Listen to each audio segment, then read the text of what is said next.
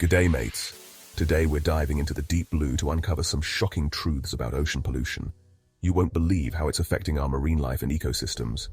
We're talking about plastic choking our sea turtles, oil spills blackening the feathers of penguins, and chemicals turning our vibrant coral reefs into ghostly graveyards. It's a really sad situation, but don't worry, there's still hope.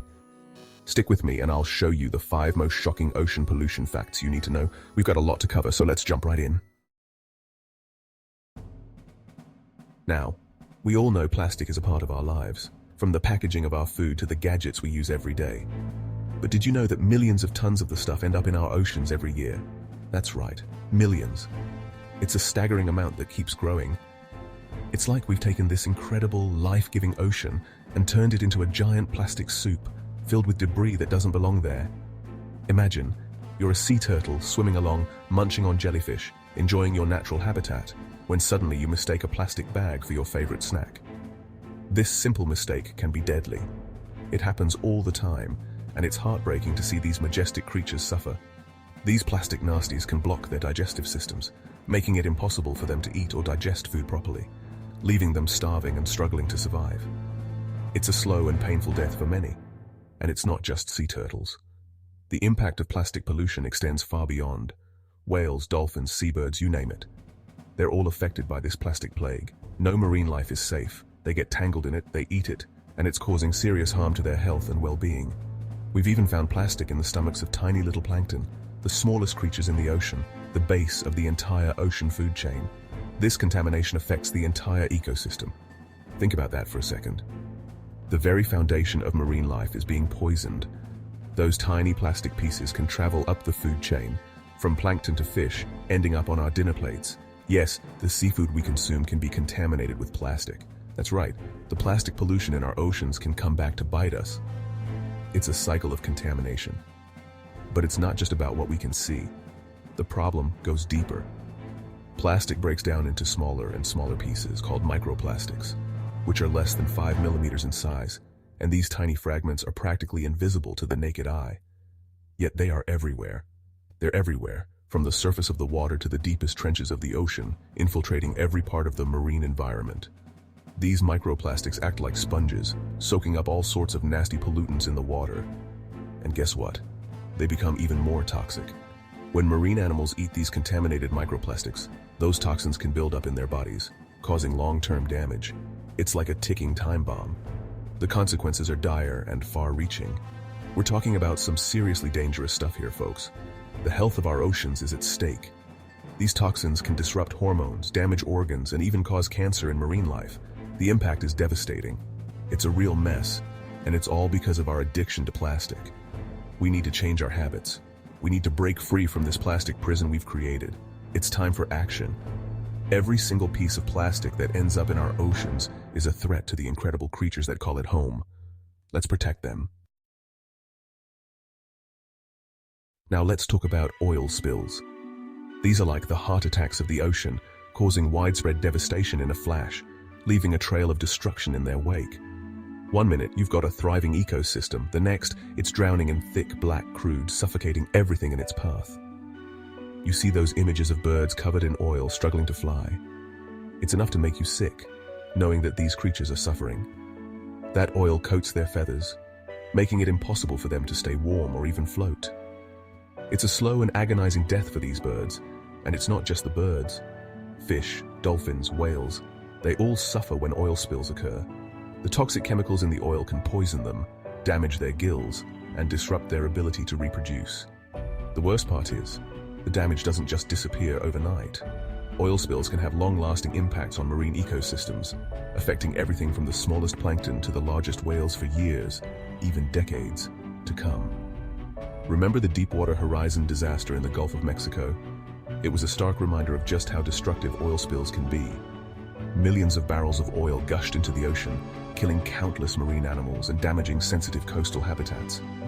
And it's not just the big spills that are a problem. Even small spills from boats or offshore drilling platforms can have a significant impact on local marine life.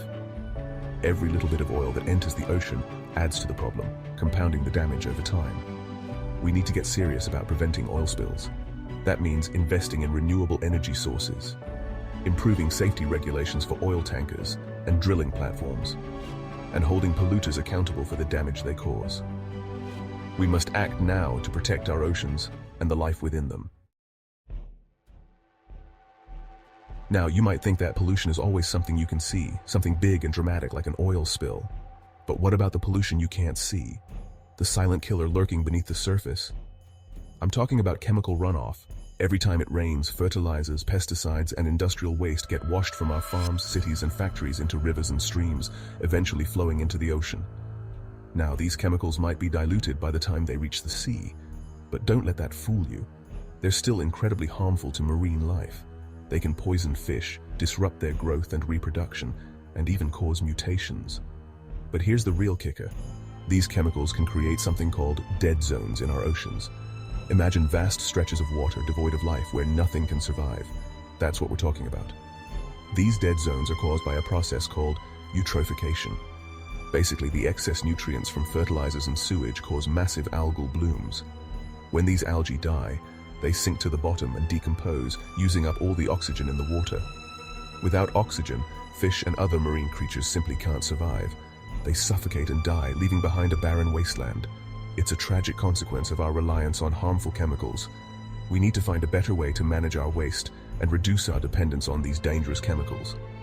We need to invest in sustainable agriculture, promote responsible industrial practices, and improve our wastewater treatment systems. Now imagine this. You're a curious sea turtle exploring a coral reef when suddenly you're trapped. Not by a predator, but by a silent killer, a discarded fishing net. This, my friends, is the invisible threat of ghost gear. Ghost gear is any fishing equipment that's been lost or abandoned in the ocean. We're talking about massive nets, long lines that stretch for miles, and countless traps and pots, all left to drift aimlessly in the currents. These ghostly traps don't discriminate. They entangle everything from small fish and crabs to majestic whales and sharks. Imagine being caught in one of these underwater prisons, unable to break free, slowly dying from starvation or exhaustion. It's a cruel and agonizing fate. And the worst part is, these ghost nets are incredibly durable. They're designed to withstand the harshest ocean conditions, which means they can continue to trap and kill marine animals for decades after they've been lost or discarded. Think about it. A single lost gill net can continue to fish on its own, indiscriminately catching and killing marine life for years, even decades. It's like a phantom menace, silently decimating populations beneath the waves. We need to tackle this ghost gear problem head-on.